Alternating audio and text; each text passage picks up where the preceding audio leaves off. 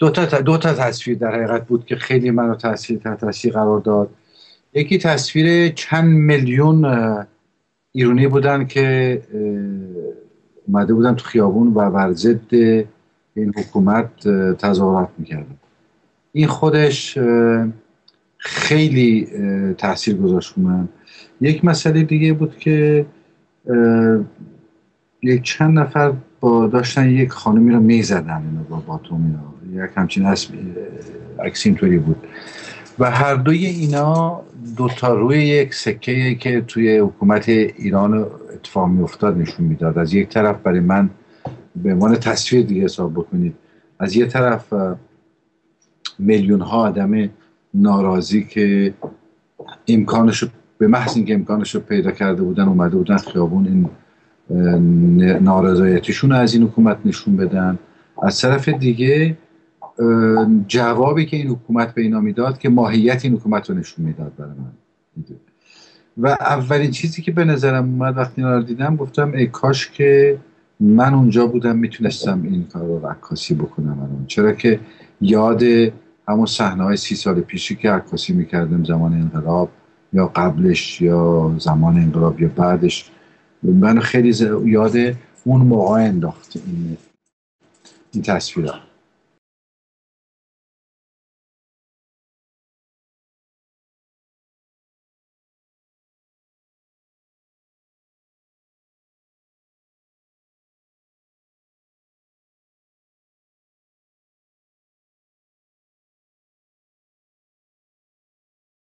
من خودم در همون که فرمودید چون تو صحنه های اینطوری زیاد بودم تو کشورهای مختلف دنیا و تجربه دارم که این صحنه ها چطور اتفاق میفته، از هر زاویه نگاه بکنی چی میبینه آدم. بنابراین عکس‌ها رو که میدیدم که عکس‌های واقعی هستش و عکس‌هایی هستش که دقیقاً از بطن یک داستانی گرفته شده که واقعی هستش. این از این نظر هیچ مشکلی من نداشتم که در مورد این که این عکس‌ها درستن یا درست نیستن. مسئله دومی که خیلی مهم بود و خیلی خیلی مهم بود این بود که سالها هستش که در دنیای غرب مخصوصا در اکثر دانشگاه‌ها، در تمام این مؤسسات تحقیقاتی راجع به این مسئله خبرنگار شهروند صحبت میشه، راجع به این که به زودی هر شهروندی خودش میتونه یک خبرنگار باشه، هر شهروندی میتونه یک مستندساز باشه، ابزار کار داره در اختیارش قرار میگیره. اما تمام اینا به نوعی فقط صحبت بود، تمام اینا به نوعی مطرح میشد توی مجله های اختصاصی کامپیوتر یا خبرنگاری یا دانشگاه های صحبت میشد. اولین جای و اولین باری که واقعا در تاریخ جهان، در تاریخ همین دنیای مدرن مطبوعات، در تاریخ دنیای کامپیوتر و این انقلاب رایانه‌ای که میگن اولین جای دنیا که یک چنین چیزی عادت واقعی پیدا کرد ایران بود. و برای من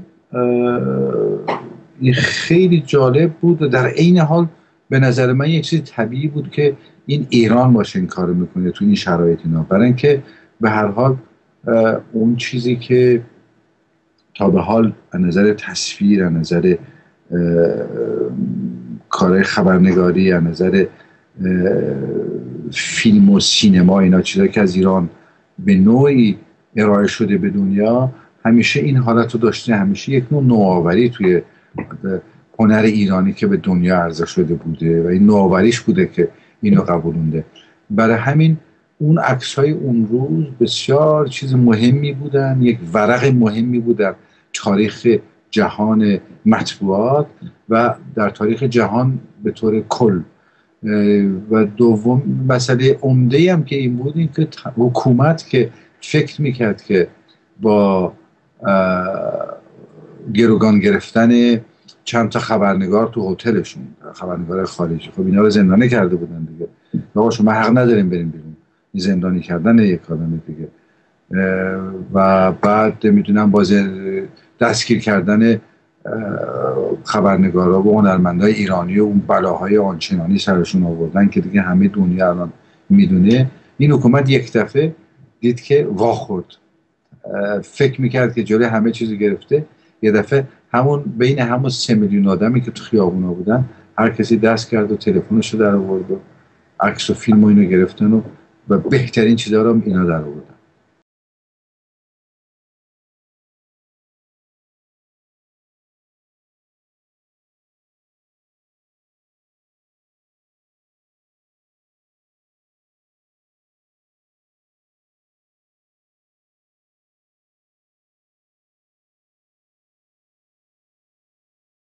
تمام کسانی که تو دنیای مطبوعات هستن، تمام کسانی که توی دنیای رسانه‌های جمعی هستن، میدونن که از هر داستانی، از هر واقعی، حتی میلیون ها عکس و میلیون ها داستان هم باشه، یک دونه دو تا هستش که میمونه آخرش دیگه.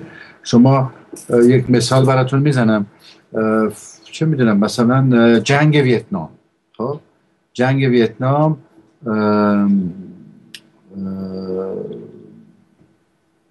7 سال طول کشید، 7 میلیون عکس گرفته شد ازش، چند میلیون آدم کشته شدن از دو طرف، همه اینا هم به خاطر اون جنگ کشته شدن. اما همین الان که من به شما میگم یک عکس جنگ ویتنام رو به من بگین که کدومشه، چی به نظر شما میاد؟ بعد ما میدونیم که 1 میلیون ویتکونگ دیگه کشته شدن. اما اینکه یه نفر بیاد بگه خب آقا 1 میلیون کشته شدن، شما چرا بقیه 999 هزار نفر دیگر نشون عکسشو نگرفتین؟ این اصلا به نظر من سوالی نیست که مطرح بشه. متوجه میشین؟ اصلا معنی نداره همچین سوالی. خب طبیعیه، این دنیای مطبوعات اینطوری هستش.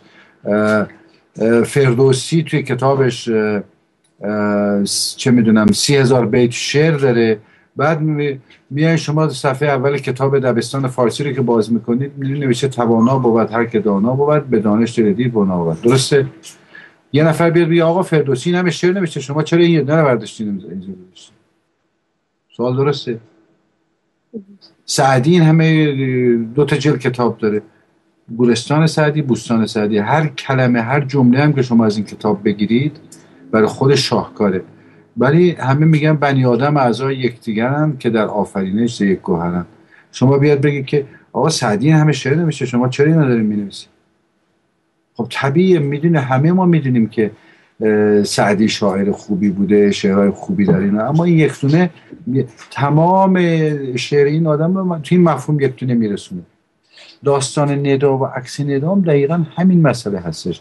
یعنی که تمام داستان و هر چیزی که حساب بکنید شما در درام می نویسن، نمیدونم سناریو نوشتن، حساب هر چیزی، از هر راهی که شما حساب بکنید، این فیلم چند ثانیه‌ای ندا رو که بگذارید میبینید که تمام شرایط همش جور شده تا این یک دونه به این صورت در شد دیگه. حالا من نمیگم که سهراب که کشته شد مثلا از ندا کمتر باشه، سهراب خیلی بیشتر هم از ندا فعالیت داشت، شاید اصلا کشتار خیلی فجیع‌تر از این بود. اما ما راجع به یک چیز دیگه ای داریم صحبت میکنیم. ما داریم یک رسانه جمعی رو داریم میاریم که با مردم ارتباط برقرار بکنیم، اونم با مردمی که تو صحنه نبودن، مردمی که ایران نیستن، غیر ایرانی هستن، اصلا خیلی از این کدا و سمبولا رو نمیشناسن، ندارن اینا. مسئله این هستش و کسی هم که حرفه‌ای هستش و بلد کارش و میدونه که چی کار بکنه، خب طبیعیه میگه که من میرم این عکس رو، همون ندا رو که به همون صورت که شما خودتون گفتید دیگه، که هم دختره یک خانم هستش، خود یه مسئله مهم برای تو جمهوری اسلامی که مثلا میدونه تمام اینا باعث میشه که این به صورت سمبل در بیاد، به صورت نمونه در بیاد.